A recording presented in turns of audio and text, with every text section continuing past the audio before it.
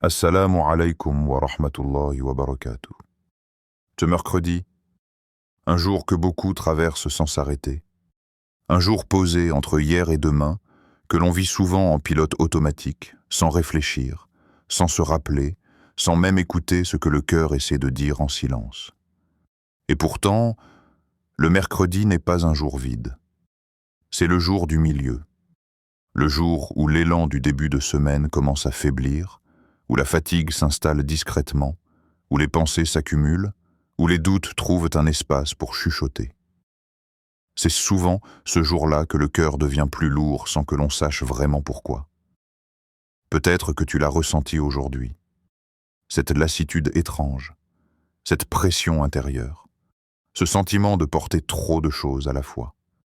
Et si tu écoutes cette voix maintenant, si tu t'es arrêté quelques instants sur cette vidéo, ce n'est pas un hasard. Ce n'est jamais un hasard quand le rappel touche le cœur. C'est un appel discret, une invitation douce, un moment suspendu pour revenir à l'essentiel, un retour vers Allah, l'unique, celui qui connaît ce que ton cœur ne sait même plus formuler. Avant d'aller plus loin, fais un geste simple mais lourd de sens. Abonne-toi à cette chaîne et écris en commentaire un mot qui résume ton état aujourd'hui. Tawakkul, patience, besoin d'Allah, ou même Ya Rab. Ces mots ne sont pas anodins. Ils sont des témoignages silencieux devant Allah. Partage ce rappel à quelqu'un qui traverse peut-être ce mercredi avec un cœur fatigué. Et surtout, reste jusqu'à la fin, car une surprise t'attend. Une parole, une invocation, un moment qui pourrait marquer ton cœur bien plus que tu ne l'imagines. Ce mercredi n'est pas venu pour t'écraser. Il est venu pour te révéler. Révéler ce qui s'est accumulé en toi. Révéler là où ton cœur s'est attaché. Révéler si ton appui est encore solide ou s'il s'est déplacé vers ce qui ne mérite pas ta confiance. Dans l'islam, le rappel n'est pas un bruit. Ce n'est pas une distraction de plus. C'est une lumière qui vient précisément quand l'âme commence à s'assombrir. Et ce mercredi est souvent ce point d'équilibre fragile où soit le cœur se durcit, soit il s'ouvre. Peut-être que tu souris extérieurement, mais intérieurement tu luttes. Peut-être que tu avances, mais sans réellement savoir vers quoi. Peut-être que tu pries, mais avec un cœur dispersé. Allah le Très-Haut connaît tout cela. Et c'est pour cela que le rappel arrive parfois au milieu de la semaine, au milieu de la fatigue, au milieu du combat intérieur. Cette voix que tu entends n'est pas là pour te juger. Elle n'est pas là pour t'accuser. Elle est là pour te ramener à l'essentiel, te ramener au tawhid, te rappeler que ton cœur n'a qu'un seul vrai refuge et que ce refuge n'a jamais cessé de t'attendre. Ici, la parole n'est pas un discours vide. Elle est un rappel. Ici, la voix n'est pas une simple voix. Elle est une invitation. Chaque mot est pensé pour réveiller ce qui sommeille, pour apaiser ce qui tremble, pour réaligner ce qui s'est égaré. Ce mercredi, ne laisse pas ton cœur passer à côté de ce moment. Ne traite pas ce rappel comme un contenu de plus. Écoute-le comme si Allah t'avait choisi, toi, pour entendre ces mots à cet instant précis. Car parfois, une seule parole sincère peut alléger une semaine entière. Respire. Laisse ton cœur s'installer. Éloigne-toi un instant du bruit. Car ce qui va suivre n'est pas destiné aux oreilles pressées, mais au cœur sincère qui accepte, ne serait-ce qu'un instant, de se tenir devant Allah avec vérité. Le mercredi. Un jour de vérité intérieure.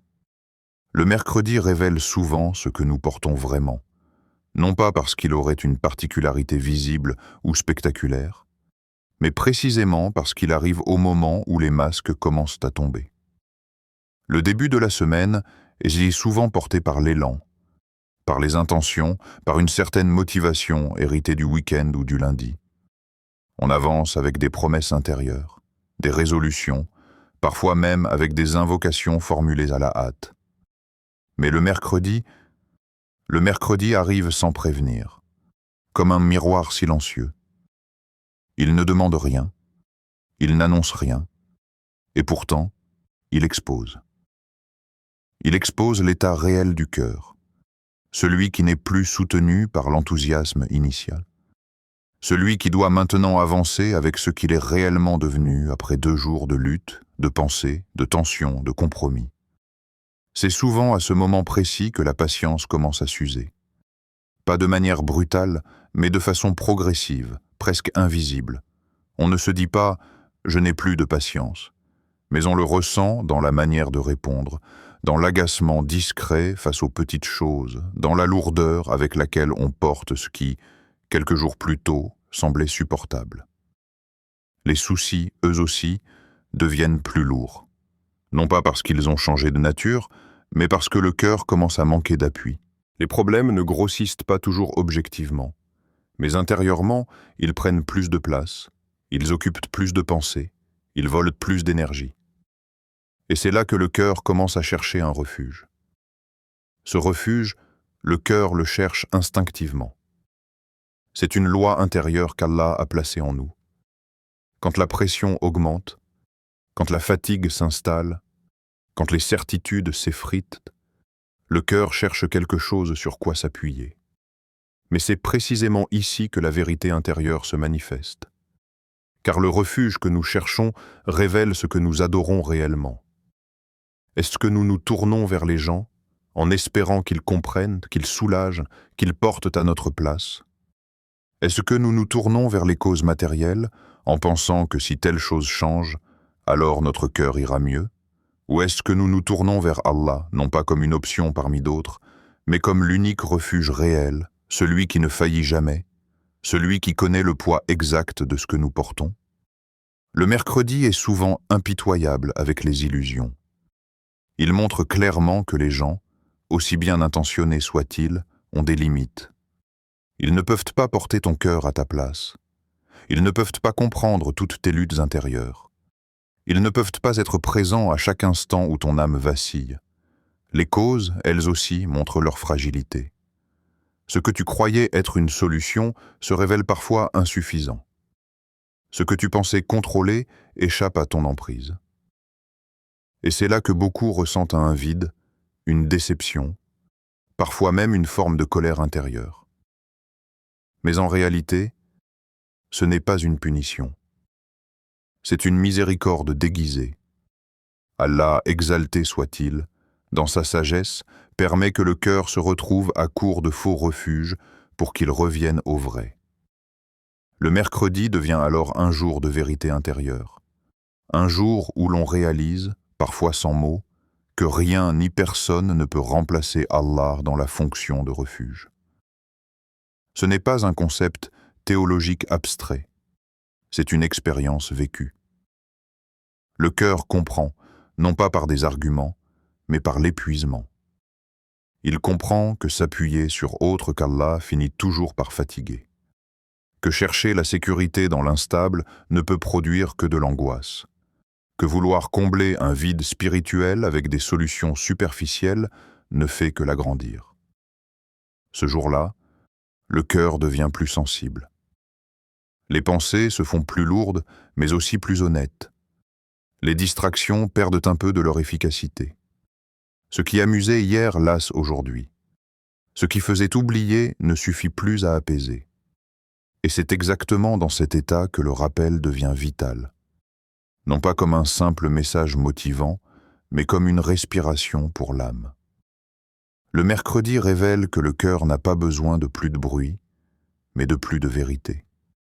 Il n'a pas besoin d'être diverti, mais d'être réaligné. Il n'a pas besoin d'une fuite supplémentaire, mais d'un retour.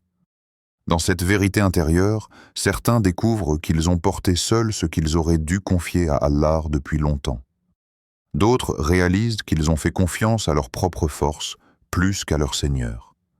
D'autres encore voient clairement que leur cœur s'est attaché à ce qui pouvait disparaître à tout moment. Le mercredi n'invente rien. Il met simplement en lumière. Et cette lumière, même si elle dérange, est une miséricorde. Car ce qui est vu peut être corrigé. Ce qui est reconnu peut être remis entre les mains d'Allah. Ce qui est avoué intérieurement peut être soigné. Le refuge véritable ne se trouve ni dans les gens, ni dans les causes, ni même dans nos propres capacités. Le refuge est dans Allah, dans le fait de reconnaître sa seigneurie absolue, son contrôle parfait, sa sagesse infinie. Quand le cœur commence à accepter cela réellement, pas seulement en parole, une transformation silencieuse s'opère. Le poids n'a pas forcément disparu, mais il est partagé. L'épreuve n'a pas forcément cessé, mais elle a un sens. Le mercredi cesse alors d'être un jour lourd pour devenir un jour révélateur, un point de bascule entre l'illusion et la vérité. Le cœur a besoin d'être réaligné. Quand le cœur s'éloigne du rappel, il se fatigue. Cette fatigue n'est pas toujours physique. Elle est souvent plus profonde, plus sourde, plus difficile à identifier. C'est une fatigue de l'âme, une lassitude intérieure qui ne disparaît pas avec le sommeil, qui ne se soigne pas par une simple pause, et qui persiste même quand tout semble aller bien extérieurement. Beaucoup confondent cette fatigue avec le stress, avec la pression du quotidien, avec les responsabilités. Mais en réalité, très souvent, elle est le symptôme d'un désalignement intérieur. Le cœur n'est plus là où il devrait être. Il avance, mais sans direction claire. Il agit, mais sans source stable. Il s'épuise parce qu'il fonctionne sans se nourrir de ce pourquoi il a été créé. Allah, exalté soit-il, a créé le cœur. Quand cette fonction est négligée, le cœur continue pourtant à fonctionner, mais à contresens. Il cherche ailleurs ce qu'il ne trouve plus dans le rappel. Il s'attache aux résultats, aux regards, aux réussites, aux sécurités apparentes. Et plus il s'éloigne de sa source, plus il se fatigue. Ce n'est pas une punition divine, c'est une conséquence naturelle. Un cœur créé pour Allah ne peut pas trouver la paix durable loin d'Allah. À l'inverse, quand le cœur s'accroche au tawhid, il s'apaise. Pas parce que les problèmes disparaissent miraculeusement, mais parce que le cœur retrouve sa place naturelle.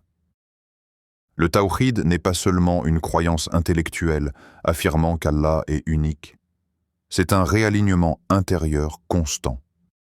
C'est remettre Allah au centre des attentes, des peurs, des espoirs, des efforts. C'est reconnaître que tout ce qui arrive vient de lui, passe par lui et retourne vers lui. Ce réalignement transforme profondément la manière dont le cœur perçoit la réalité. Ce mercredi, le rappel est clair. Ce n'est pas ton corps qui a besoin de repos, c'est ton cœur qui a besoin de vérité. Beaucoup cherchent le soulagement dans l'arrêt, dans la fuite, dans la distraction. Ils pensent que s'ils pouvaient tout arrêter quelques jours, alors tout irait mieux. Mais le cœur ne se repose pas simplement en cessant d'agir. Il se repose quand il se reconnecte à ce qui lui donne un sens. Un cœur peut être en vacances et rester lourd, comme il peut être éprouvé et pourtant apaisé. Tout dépend de son alignement. Le rappel agit comme un recalibrage intérieur. Il remet les priorités à leur place. Il rappelle au cœur qu'il n'est pas responsable de tout, qu'il n'est pas maître des résultats, qu'il n'est pas censé tout porter seul. Quand le tawhid est vivant, le cœur comprend qu'Allah est Ar-Rabb, le Seigneur qui gère, qui nourrit, qui organise, qui éduque. Le cœur cesse alors de se prendre pour ce qu'il n'est pas. Il cesse de vouloir tout contrôler. Il cesse de s'épuiser à vouloir sécuriser l'insécurisable. Ce désalignement est souvent progressif. Il ne se produit pas du jour au lendemain. C'est une accumulation de petits oublis, de rappels négligés, de priorités inversées. On prie, mais sans présence. On invoque, mais sans conviction. On parle d'Allah, mais sans vraiment s'en remettre à lui. Le cœur continue, mais il se vide. Et un jour, souvent un mercredi comme un autre, la fatigue devient trop visible pour être ignorée. C'est là que le rappel devient une nécessité, non pas comme un reproche, mais comme une main tendue. Réaligner le cœur, ce n'est pas ajouter des pratiques par pression ou par culpabilité. C'est revenir à l'essentiel. C'est purifier l'intention. C'est reconnaître honnêtement là où le cœur s'est dispersé. C'est accepter que certaines attaches doivent être revues, que certaines attentes doivent être réorientées, que certaines peurs doivent être confiées à Allah plutôt que nourries intérieurement. Ce réalignement est un processus, pas un événement ponctuel. Il commence par une prise de conscience, se nourrit par le rappel et se stabilise par le tawhid vécu au quotidien. Quand le cœur commence à se réaligner, une paix particulière apparaît. Elle n'est pas euphorique. Elle est calme, stable, profonde. Elle permet d'avancer sans se briser. Elle permet de porter sans s'écraser. Elle permet d'espérer sans exiger. Le mercredi, dans cette perspective, devient un moment clé.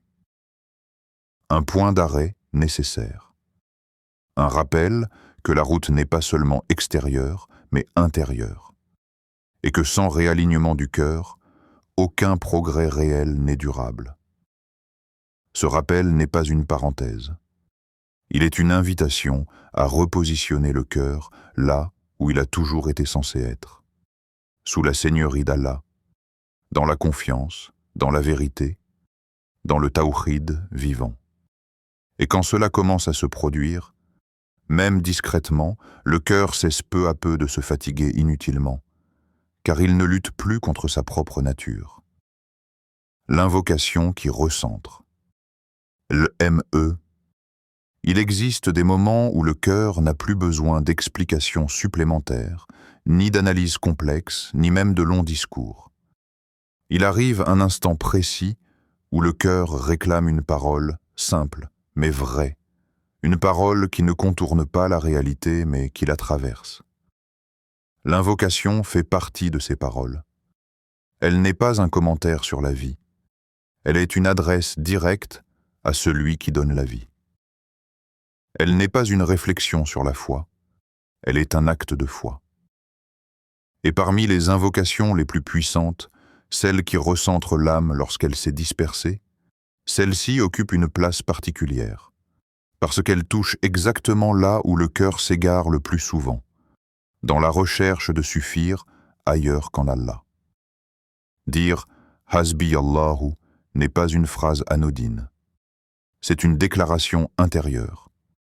C'est affirmer, parfois à contre-courant de ses propres peurs, que ce qui te suffit réellement n'est ni ce que tu possèdes, ni ce que tu contrôles, ni ce que Cette parole n'efface pas instantanément les difficultés, mais elle change radicalement la position du cœur face à ces difficultés. Le cœur cesse de se tenir dans la plainte permanente et commence à se tenir dans la remise confiante. La ilaha illa huwa vient immédiatement purifier cette déclaration. Car dire qu'Allah suffit n'a de sens que si aucune autre divinité ne s'installe subtilement dans le cœur. Et ces divinités ne sont pas toujours des statues visibles. Elles prennent souvent la forme de causes, de sécurité, de projets, de personnes, de résultats attendus. Le cœur, parfois sans s'en rendre compte, élève ces choses au rang de refuge ultime. Il espère d'elles ce qu'il devrait attendre d'Allah. Cette phrase vient alors rétablir l'ordre intérieur. Elle retire aux faux refuges leur autorité et la rend à celui qui en est réellement digne. Quand le cœur prononce « Alayhi tawakkaltu », il franchit un pas supplémentaire. Il ne s'agit plus seulement de reconnaître Allah comme unique refuge, mais de poser un acte intérieur de confiance. Le tawakkul n'est pas une passivité. Ce n'est pas un abandon irresponsable. C'est une confiance lucide. C'est faire ce qui est en ton pouvoir tout en sachant que le résultat ne t'appartient pas.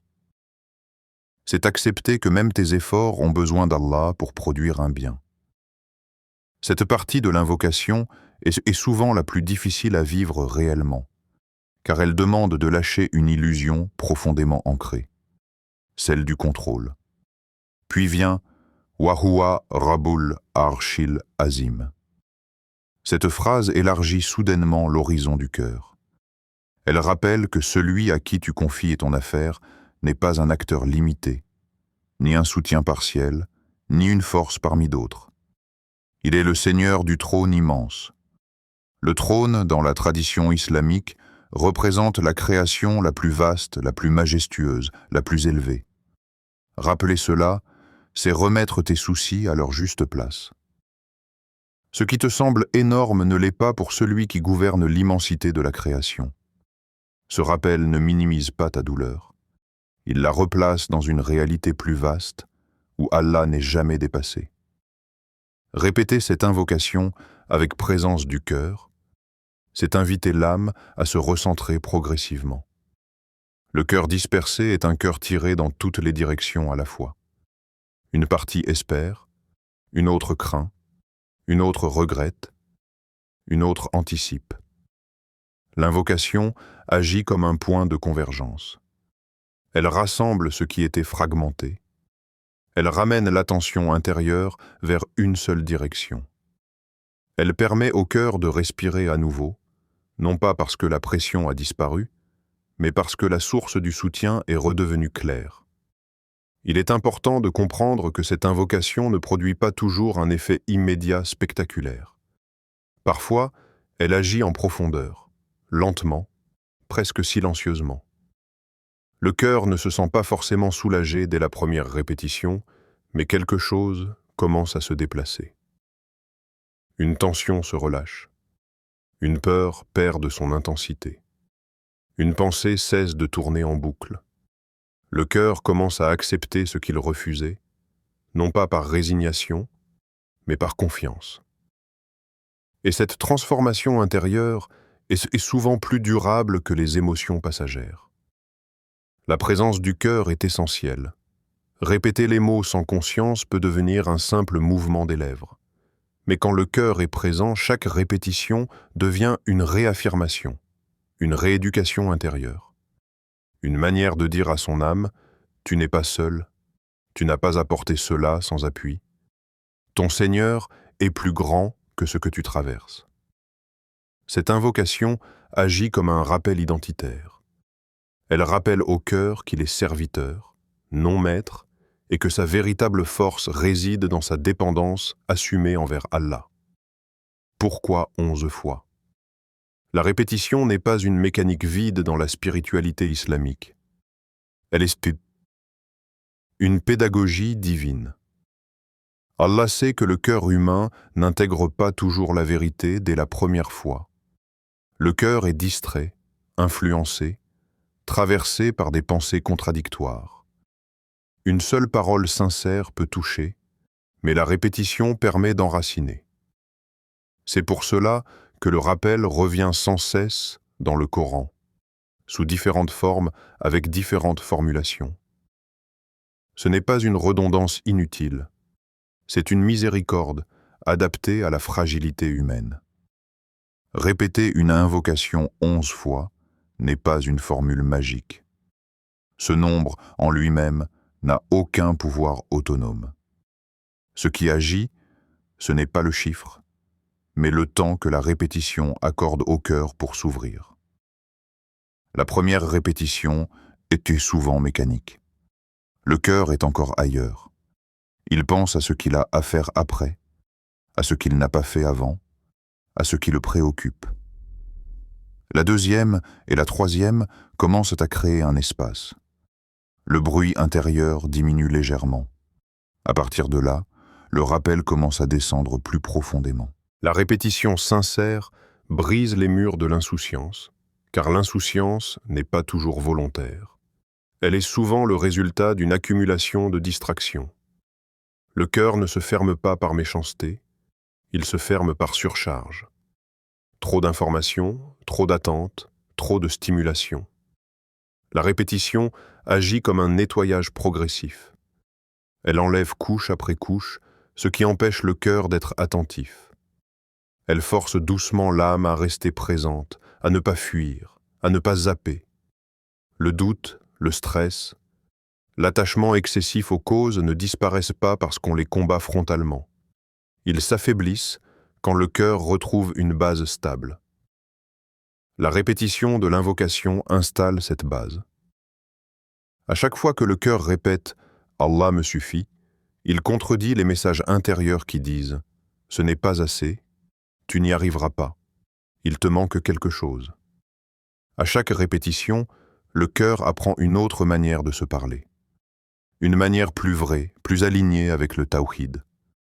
Répéter 11 fois permet aussi de ralentir. Dans un monde où tout va vite, où même la spiritualité est parfois consommée rapidement, la répétition impose un rythme différent. Elle oblige à rester. Elle empêche de survoler. Elle crée un temps consacré exclusivement au lien avec Allah. Et ce temps, même s'il paraît court, a un effet disproportionné sur le cœur parce qu'il est rare et sincère. La sincérité est la clé. Une seule répétition sincère peut valoir plus que des dizaines prononcées sans présence. Mais la répétition augmente les chances de sincérité. Elle donne au cœur plusieurs opportunités de s'ouvrir. Parfois, ce n'est qu'à la 7e, à la 8e, à la 9e répétition que le cœur cède enfin, que les larmes montent, que la résistance tombe, que l'âme accepte de se confier réellement à Allah. Ce processus est profondément humain. Il respecte le rythme du cœur. Allah n'impose pas une transformation brutale.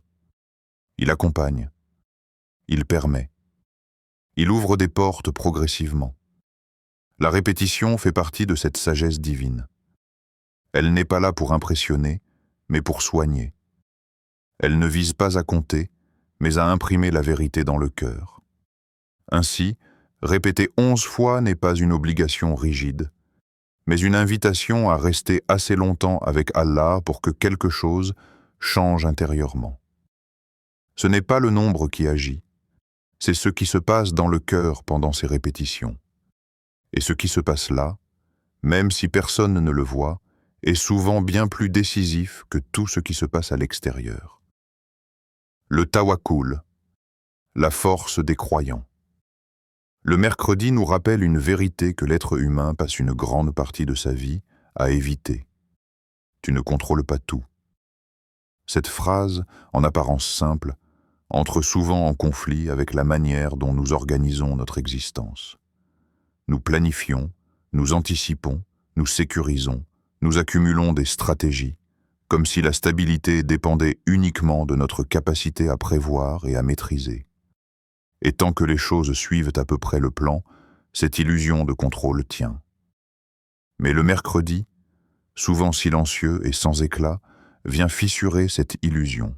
Il arrive au moment où l'effort a déjà été fourni, où l'énergie commence à diminuer, et où les résultats ne sont pas toujours au rendez-vous.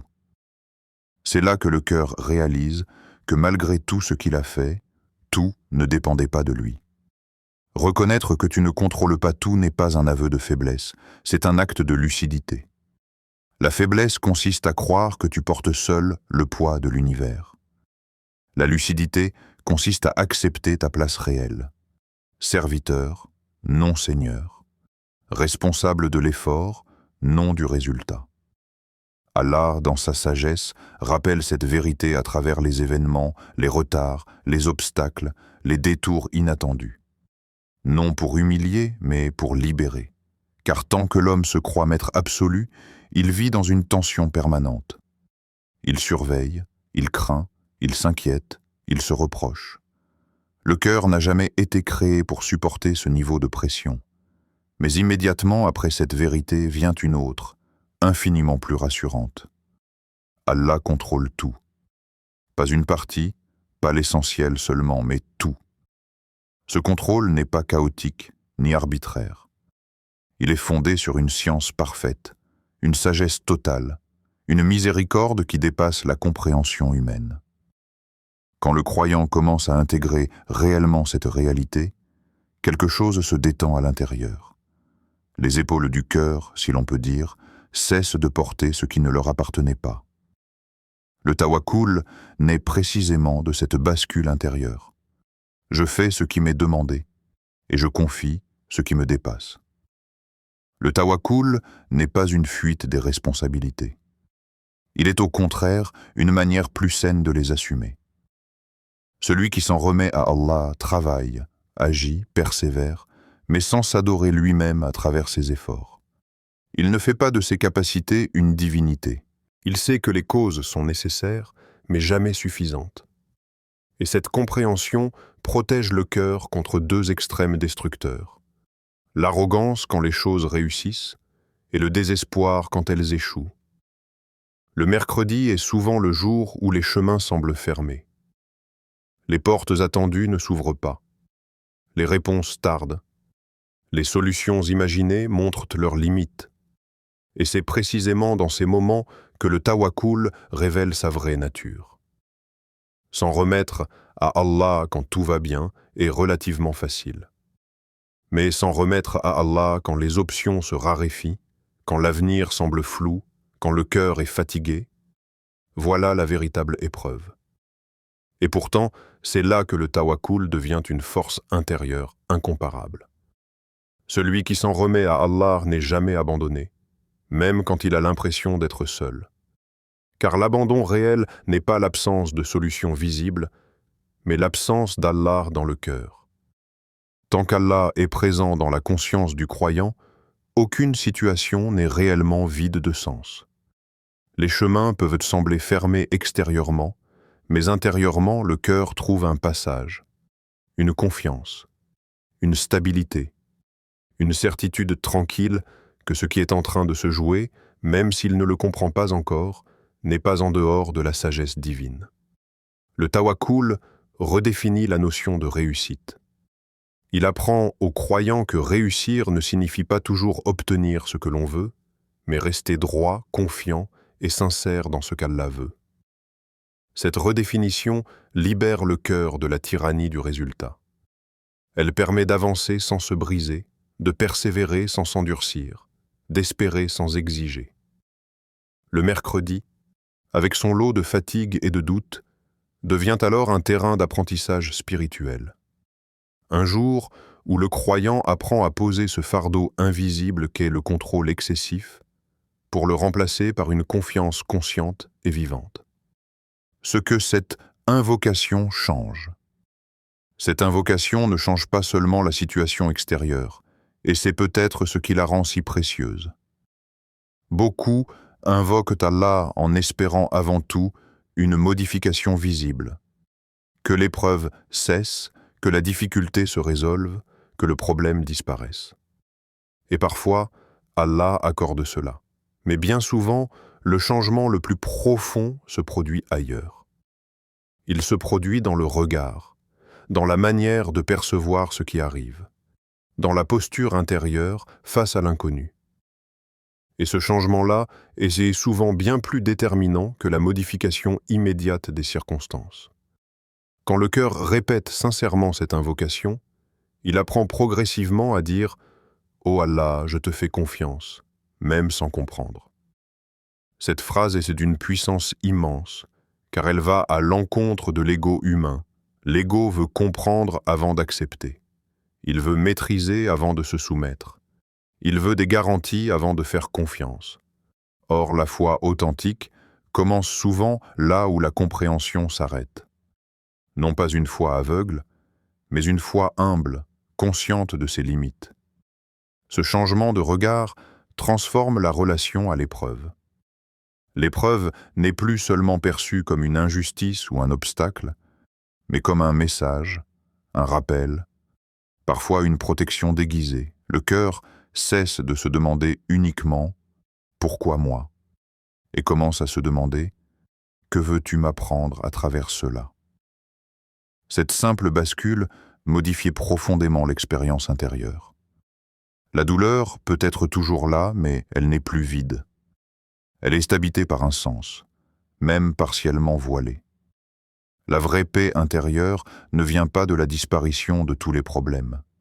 Elle vient de la certitude que, quoi qu'il arrive, Allah est présent, attentif et juste. Cette paix n'est pas bruyante, elle n'est pas euphorique, elle est stable, Elle permet au cœur de traverser sans se perdre. Elle permet de pleurer sans désespérer. Elle permet d'espérer sans s'impatienter.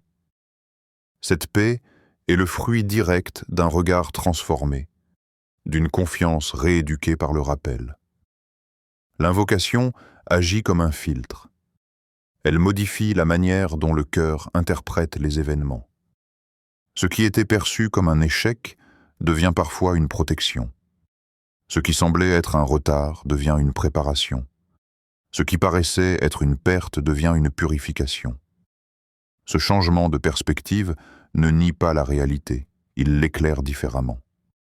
Et cette lumière intérieure est souvent ce qui permet aux croyants de continuer à avancer sans s'effondrer. Dire, même sans comprendre, est peut-être l'acte de foi le plus difficile, mais aussi le plus libérateur.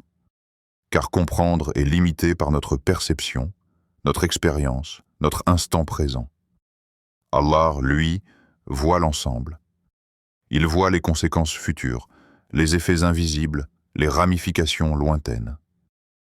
Accepter de ne pas tout comprendre, ce n'est pas renoncer à l'intelligence, c'est reconnaître que l'intelligence humaine a besoin d'être guidée par la sagesse divine. À mesure que ce regard s'installe, le cœur devient moins réactif et plus confiant. Il panique moins face à l'imprévu. Il s'agite moins face au retard. Il se compare moins aux autres. Non parce qu'il est devenu indifférent, mais parce qu'il a trouvé un point d'ancrage plus solide que les circonstances. Ce point d'ancrage, c'est Allah lui-même, non pas comme une idée abstraite, mais comme une présence réelle dans la conscience quotidienne. Ainsi, cette invocation transforme la vie non pas en supprimant toutes les épreuves, mais en transformant celui qui les traverse.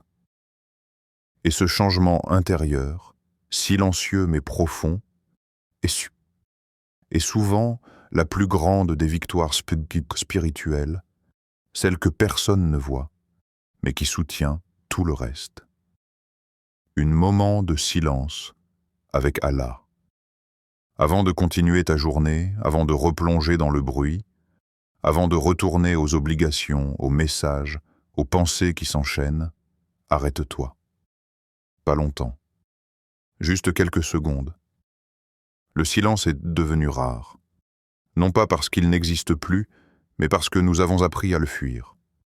Nous remplissons chaque instant, chaque vide, chaque respiration, comme si rester seul avec son cœur était devenu trop inconfortable. Et pourtant, c'est souvent dans le silence que la vérité apparaît. Ce moment que tu t'apprêtes à vivre maintenant n'est pas un arrêt dans ta journée, c'est un retour. Un retour à toi-même, et au-delà de toi-même, un retour vers Allah. Respire. Pas comme on respire machinalement. Respire en conscience, sans l'air entrer, sans l'air sortir. Réalise que chaque souffle est un don que tu n'as pas négocié, que tu n'as pas mérité par ton effort, mais qui t'est accordé par la miséricorde d'Allah. À cet instant précis, rien ne t'est demandé sauf une chose, être présent. Présent avec ton cœur tel qu'il est, fatigué peut-être, chargé sans doute, confus parfois, ou simplement silencieux.